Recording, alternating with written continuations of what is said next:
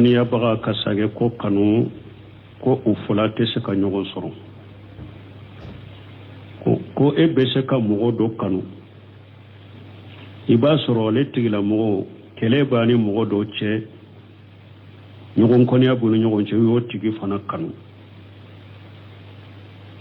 ko ni nin kuma bɛ fara ɲɔgɔn kan cogo di i y'a dɔn Ibn-Qayyim ninnu filɛ ni olu ye kuma fɔ olu ka laɲini bɛ diina de ma diina ko maana e ye mɔgɔ min kanu ni diina ye ka kanu ni ala ko ye o fana ni mɔgɔ min ye jugu ye n'a y'a ko ala ko kama a y'a ko ala ko de kama karasa ala sosola de karasa bɛ bidiyaw de kɛ karasa ala ko de manda ye karasa tiɲɛ de manda ye tiɲɛ tigi de manda ye e kanubaga ye ale y'a ka kɔniyabaga in kɔni o de e ka sage k'a ka kɔniyabaga min filɛ nin ye n'a y'a kɔni ala ko ye e ko e ye nin kanu ni ala ko ye o ye min kɔniya ni ala ko ye e ka sage k'o tigi fana kanu o bɛ kɛ wa wala Ibn-Qayyim ka laɲini ye nin de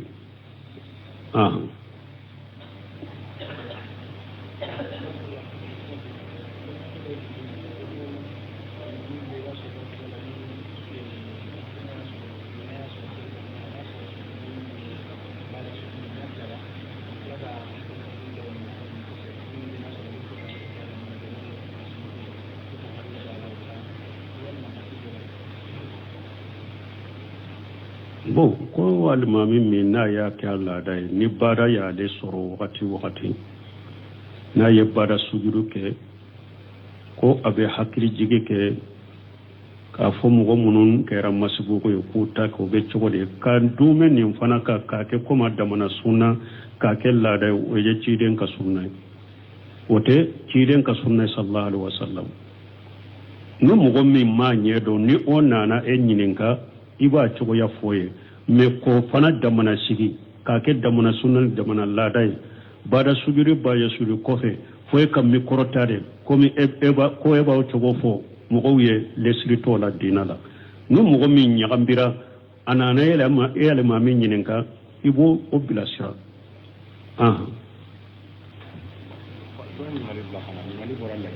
ko cɛ ka lahalaya min ye cɛ mun ni yɛrɛ la a ka tunu ka bɔ a furumuso kan a bɛ consultant dɔw nkalon da furumuso la fo a tila ka muso fana bɔ yala ko ninnu filɛ nin ko kiiri bɛ ninnu na bon ko mɔgɔ ka lahalaya jumɛn ye ko mɔgɔ min n'a tɔɲali ka bɔ a ka furumuso kan a b'a bugu a b'a galaw da la ka kuma jugu kiiri b'a la wa kiiri min bɛ ninnu na dɔrɔn kabayira junubu ni tɔɲaliw de dɔrɔn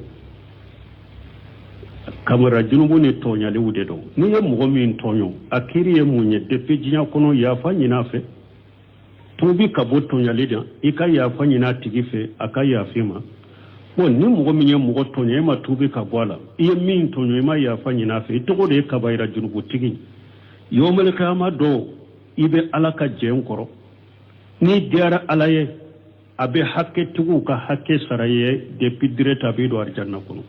n'o ma diya ye hakɛtigiw ka hakɛw bɛ bɔ i ka baara ɲumanw kɔnɔ k'u sara n'i ka baara ɲumanw banna hakɛtigiw ka hakɛw ma ban ala b'u ka junubu ta ka fili ka u ka hakɛ yɔrɔ la sara la k'e fili jahannaba kɔnɔ ciden ye nin de fɔ a la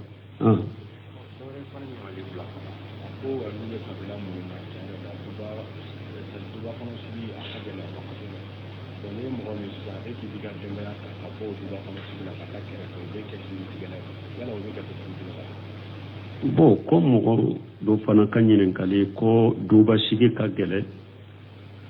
bon ko ni e ko i bɛ i ka denbaya mara k'u bila silamɛya kan a ka gɛlɛ a tɛ se ka kɛ duba kɔnɔ ni ko e bɛ bɔ fana i ka taa yɔrɔ la i ni ka denbaya i ka se k'u mara ala ta k'o b'a fɔ i ye sinji tigɛla ye duba n'a y'a sɔrɔ duba min don ni e ni ba ni fa de bɛ mɔgɔ wɛrɛw tɛ o minnu n'i ka muso ka jumaramu tɛ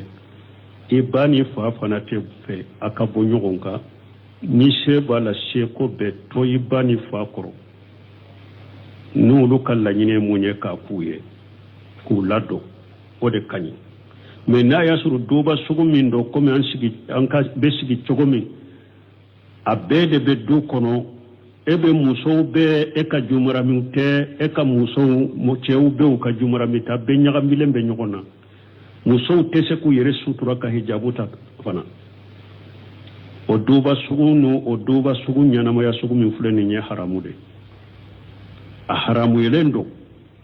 muso ni cew ka ke nyogon ka e ka jumara mu te ni ti farkuru sutura ka buma a faramulendo e ce ni wali muso ka ke soko ne bu ye hijabu tula nunu nya haramu de ute be islamia sariya kono e fana tesegi ka muso hijabu kuto duba kono a ube duba kono ba soro tele be sagotala idon i muso i yere dija chogo ko bali u kana tele nunu laje ka donkili nu fe un laje la sheko sutola nunu na nyogona ni ala ya sheke mugo minye e yere ko mbese ka bo kata yoro la nindemba ya kelenka ke mbese kumara ala ta ka chogomi ete sinji tigelay ni bora doro ika duba sinji muni nyogonche yere foli ni takana sagini telefoni ibese ka sinji tuguni nyogonche chogomi iboke isheko hake nyuma ya isinji uye ibese ka minke iboke me boli min fulen ni puru ika demba ya ka ika se kumara ala ta ka ninte sinji tige ni mogo min banna ela ninde kama bunu seminu ko ale de sinji tige na chema sinji tige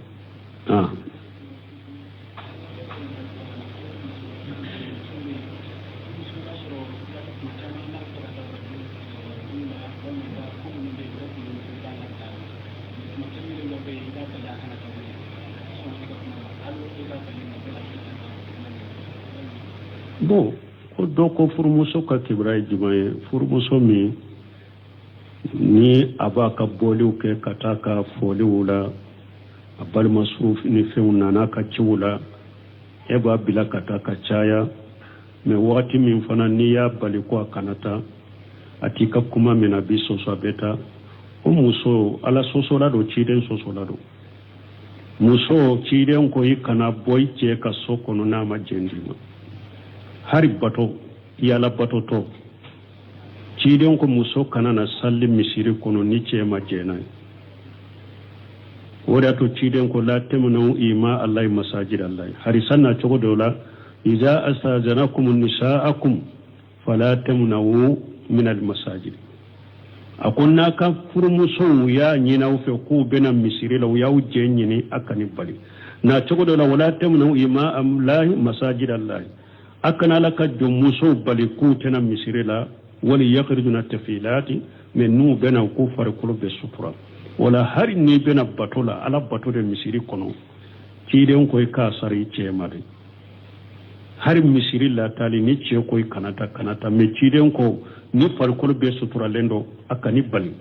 janko tinya ko wore ate daga muso ka bocce ka sokono na manya moriya dima ne amanya moriya dima ibora ye ala susu ye ciden soso fo ki sagi kana malika ubi danga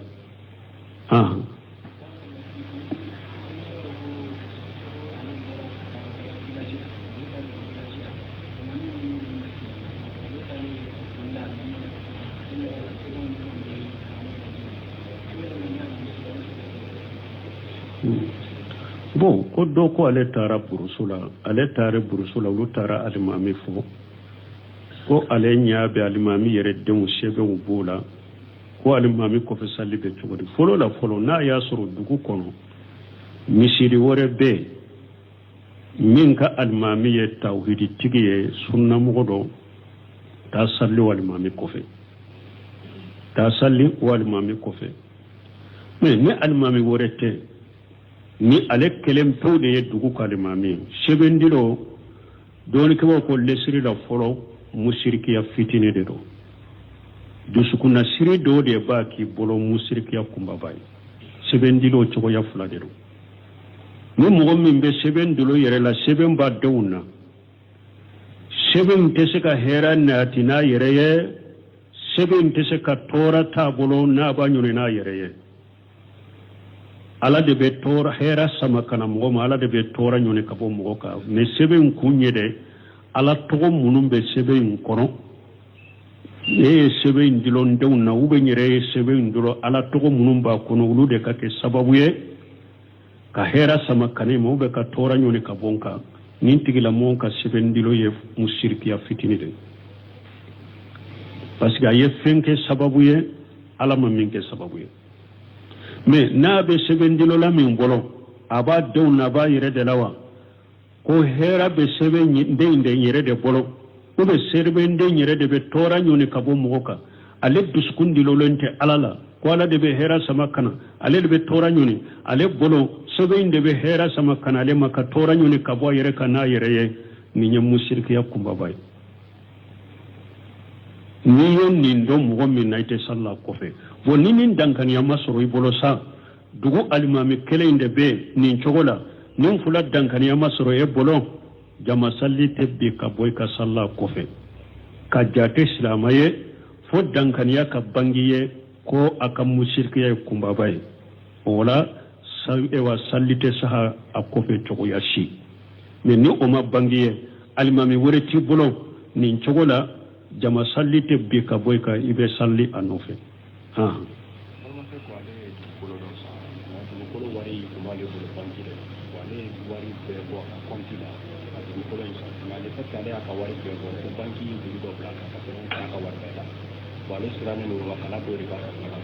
ko ale mun ke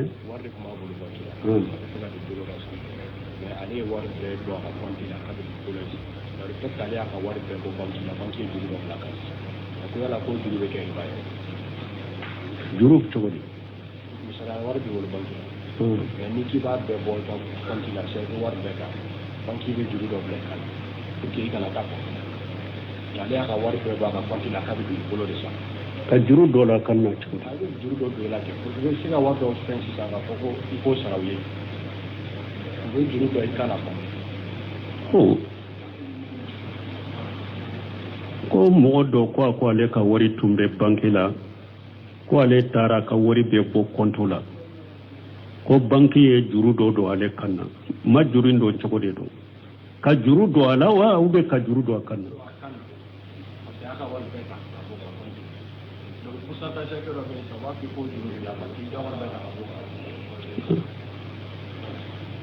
bo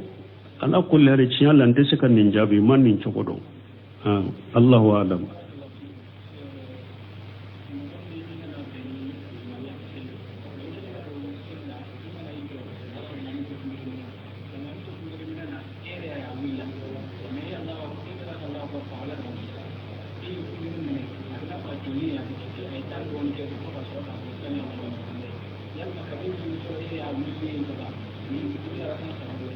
bo ko nana ye almamini jama soro sallira me ko be kabaru ke ki kumbele mina nyaabe almami wuli tola me almami wuli la ka jode ko semi Allah wuli hamida wara kan soro ima arakan soro ha ko ye joli fitini ke ko fe semi Allah wuli hamida fo ni yere ko ni ya do mi kumbele mina kalimami soro kumbele mina la imo wara kan soro birito ye alimami wulito ye kaba bolo masi kumbele fulama kalimami to kumbele minala imo wara kan soro donc salamu ko fe benani arkan kelenya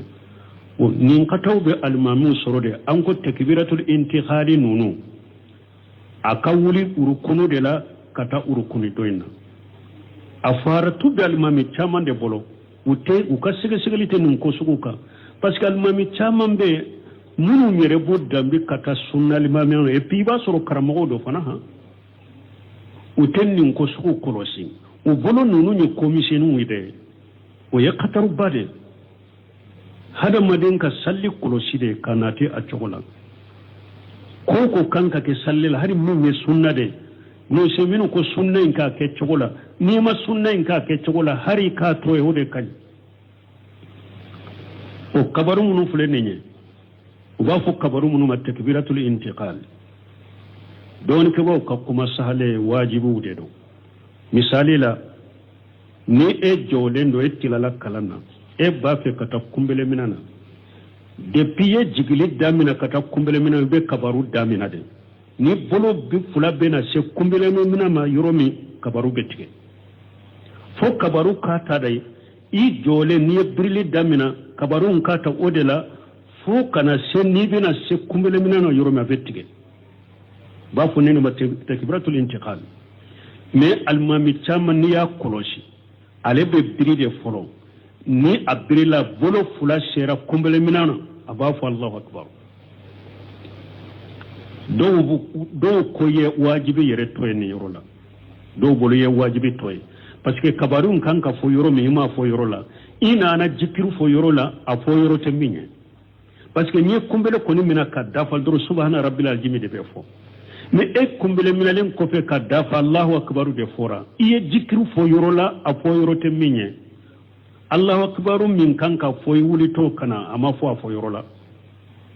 o wajibi be kanna abi ka salli barajin nagasi munun ko takbirati intiqali wajibi de iye ni wajibi toy parce que ya fo yoro la amanka fo yoro me e ya fo de kumbele minalen ko fere akan ka fo de depuis jigli zamina kana kumbele mina mare ibe Allah akbar fo ni bena se kumbele mina ma yoro mi abetige sami Allahu liman hamida ni be wuli kumbele mina la depuis iye wuli li damina kumbele mina la sami Allahu liman hamida iba fo ni bena jokkat yoro mi ale betige iba fo Allahumma rabbana wa lakal hamdu bo fo idaju koro mais do fana akato bi suru usuro abel mami chama ni ukolosi no yo kumbele mina to ujora de ba fo sami Allahu liman hamdahu sami Allahu liman hamda wajibi de do ni wajibi amman kirai bolode parce que e jolende ya fo Allahumma rabbana wa lakal hamdu kanka fo yerumi e tara sami Allahu liman hamda fo yorode la a wajibi tara kida isalli na gasilendo parce que ma fo yorola ale kam fan ka fo ni wuli damina ni bina jo yoro ale be ba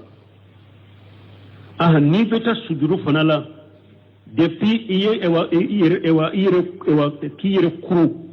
yere kuru damina ko beta sujuru la ibe Allahu akbaru damina katade ni tembe na se duguma yoro me kabaru be tire ni ten sera duguma subhana rabbil ala be fo mais ni almami taman koloshi ibu kofe ubeta nu ten sera duguma re ba fo Allahu akbar o yasuru sentira dunga katawdo takbiratul intiqali wajibi imake parce que ya fo yoromi a fo yorote subhana rabbil ala kanka fo yoromi etara Allahu akbar fo o yorode la donc nunu almamun ko jira ku yere korosi u kan nunu korosi sallila almamiya kun ko do de parce que tiren ko yusalluna lakum fa in asabu falakum wa lahum wa in aqtaw falakum wa alayhim tiren ko almamu bawla salli nu ye sawaba suru ka salli yoro munu na ye sawaba suru sallila kera chogo nyumana baraji be almamu ye baraji be almami ko fe mo ye mais ni alimamu sallirana wuye katawu yusuru sallula junubu be alimamu ka baraji be awye donc alimamu ko jantu yere la masuliya bade be alimamu ka u kan nunun kolosi kabaru kanka fo yoro mi takbiratu intiqali nunu u ko jantu la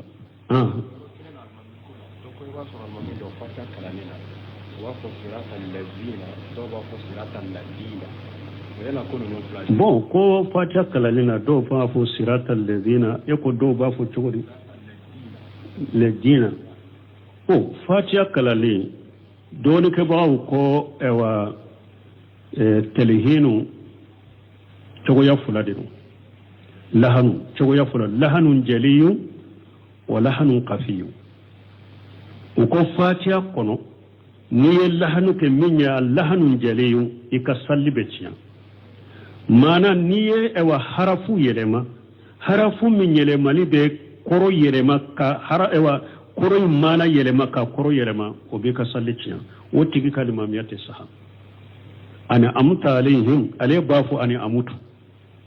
mana yelema no ba yelema mana yelema nin tigi la mugo nin min be mugo min bolo ka fatiha kala na le mamin min bolo aka sallite saha parce que ya harafu yelema harafu min yelemani nabe mana nabe ayelema asallite saha mais min kal lahanu qafi abe mana abe harafu yelema me harafu yelema ni te mana yelema alhamdulillah rabbil alamin ale ba ko alhamdulillah rabbil alamin harafu yelema na men ni yelema ni te mana yelema abe fonni almami suguye qataw min babula kan ne entele na ne masaka tile almami werete bolon akasalli ka kene parce que lahanu qafiyu lahanu jelute lahanu qafiyu odedo wala doni ke bawo ko ka harfu cinya fatiha la min cogo ya fulade harfu cinya min be mana cinya o tige kalma mi atesa harfu cinya min mana ni harfu yele mana ta yele ma basitaka masala ta ko harfu fana dobe arabu kanu be nyon aram place wala dalina do ba wala jalina comme ni do fana ne man atesika dalina fo dadi abe jali de bira nola parce que anne matile doni ko ko nuna nyona fenta ka sallila parce que dadi ane jali o be nyon palasita wala jalina do ba fola dalina nembe ko ba fola jali nuna nyona fana o be akono ani sirata iyaro abe sebe shinula abe sebe fani sadila ni mo menye ewa shinu info sadi fana la nin tigila mo fana no harafu fula be nyon palasita don ko nin fana be harafu do be arabu kanna u be nyogon palasita ni mo min kala hanu ko rona nyogona do basita ka sallela u be akalla hanu atem harafu mun be le manata yelema la hanu de na nembe se ka tele aka jijan nen ka tele har nin ne matile akali mamiya salelo ka salli salelo min ka harafu tiali la hanu abe harafu min tiya u be mana yere yelema de donc ale kalimamiyate sa salite sa ale kofe akan nentile ube ewa masuliya be mugo munun bolo ka ale boye ka mugo wore bilanula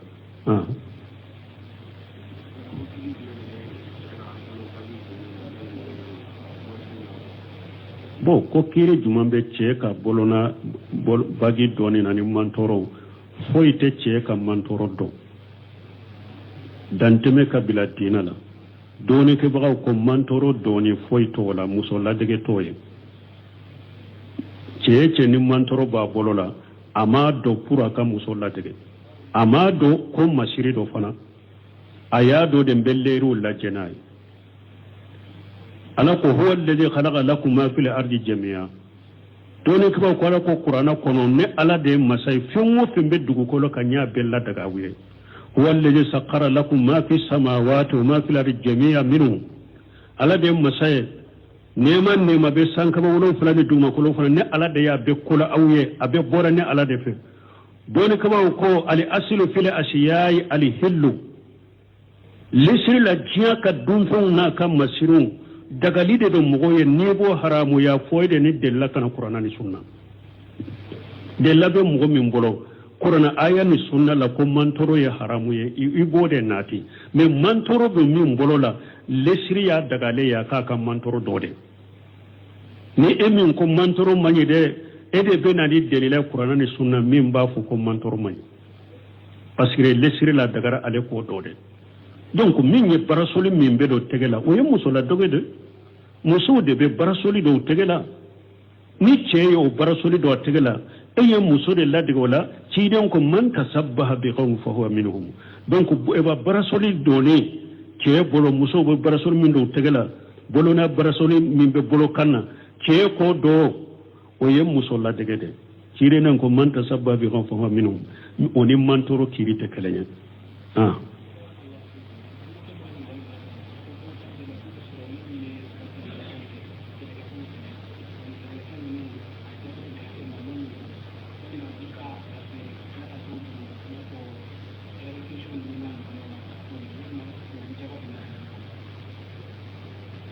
comme do ko lube seneke lawde nu yu ka seneke fense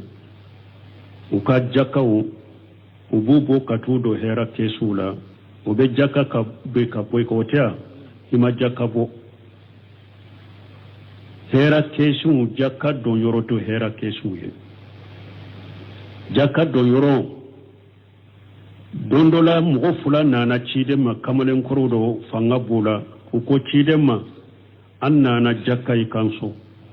ci den yin fule ka kunta ku fule ka jigi ako jaka ala ma ka jaka tilali ton nabi nyuma bolo de ala yere de ya ka jaka tila ka donyoro shegi fo nabo donyoro shegi la be jaka di awma nato donyoro shegi la jaka ti dawma de ala yere de ya ka jaka tila ala ye donyoro shegi de fo jaka la jaka be do o yoro de la hera keshu jaka te do ola don ke ba ko ni dawa kelaw karamugo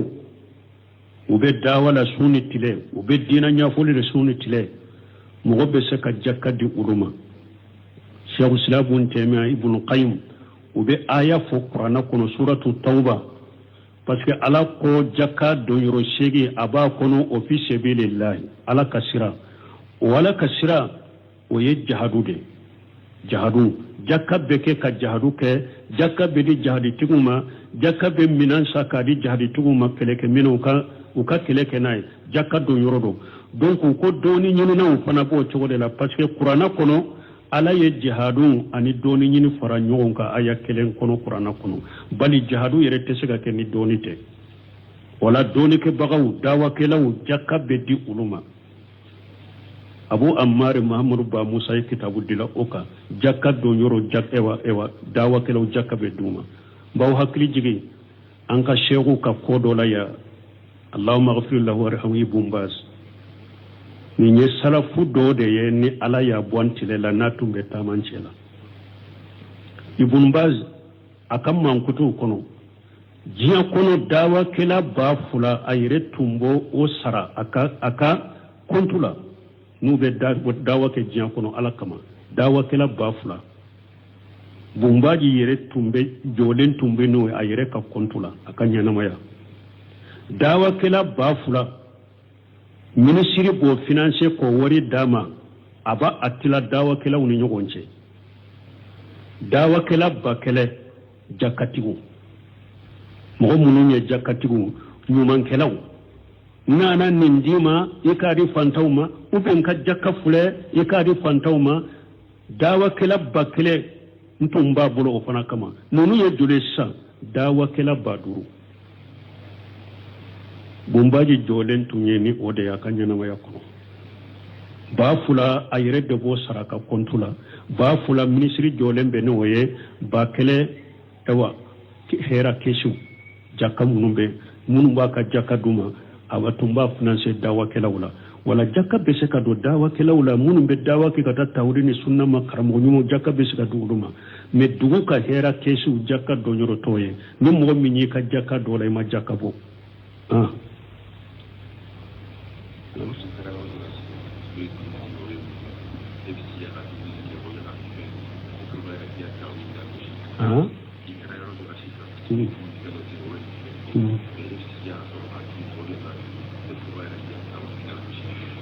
Kasigi kadu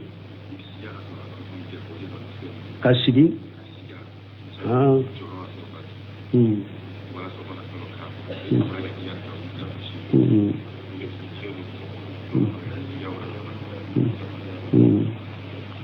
bon koni mo mini etara yorola ku ewa nu ye mi fendima ube dunfe ebe shika kadu ube ebe shika kami ube ebe shika kibolo di mwoma bi kata wili nakasiwa ana ya suru mwo mi shika la mwo ute anko lesire la silama nyuma I jigi nyani balima silama bede la yuminu ahadukum hatta yuhibba li akhi ma yuhibbu li nafsihi adola klente siga ke mu'mini abada foy ka fen kanu yere I balima silama be min kanu yere e bi yere jate minye I balima silama fana akanu I kasuru mo nyumade Umar ibn Khattab tilela dondola ani do tumbe tama bolonfe tarada jido bora taradan fe kabin jimbe natigima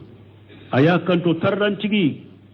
jimen fule kaboni tarada seneyale ndo ba uga soble no Umaru ko taradan tigima kana jabi takallufu de nununye akul kana jabi nununye takallufu de I balima silamo ki jigi nyanu de kani jigi jugu ya nuye min dima ni mako bala kadu iba du ni yemi fendi mo iba mi ibani masilama ni na benna yoro lay bolo dama bal tiden ko abika junubu be ka boyla komi iri bulu be na jarabe be chokomi na benna ya bolo di nyogoma kana tiden ka sunna utoye iben nunun ke o na ya soro e kala nyinu fana isi kala ye munye e dalente mo golare akanin dawle akana soro ni nyen dabali akana soro ni njia yen dabali akana soro ni nyen nimbolo de ni nyen dabali o bi ka tawhidin na gasike e ka tawhidin na gasile ndola fo hada madin ka iddu sukundilo ala dela ka tawakkalu ke kika koda ala de ka o shika sama o ye tawhidin na gasile nde tawhidi tigi ba ka ko bedda ala de ala kelempe de ka me minye shika chama yete ni nye tawhidin na gasikinde atigi bolo سبحانك اللهم ربنا وبحمدك اشهد ان لا اله الا انت استغفرك واتوب اليك ko ni eye mo kanu o koni ya baga kasage ko kanu ko o fulate se ka nyogo soro ko e be se ka mo do kanu iba soro le tigila mo kele bani mo do che nyogo koni ya bunu nyogo che yo tigi fana kanu ko ni kuma be fara nyogon ka chogodi iya do bunu khaymu nunu fule ni ulu ye kuma fo ulu kala nyini be dina dema dina ko mana eye mugo min kanuni dina ka kanuni ala koy o fana ni mugo min ye juguye na ya ko ala ko kama aya ga ko ala ko de kama karasa la sosola de karasa be bidiawu de te karasa ala ko de mandai karasa cinya de mandai cinya tigi de mandai e kanun bagai alaya ka koniya bagai koni ode e ka sage ka koniya baga min fulene na ya koni ala koye e ko ye nin kanuni ala koye o ye min koniya ni ala koye e ka sage ko tigi fana kanu o be kewa wala bunu kay mu kala nyini yenninde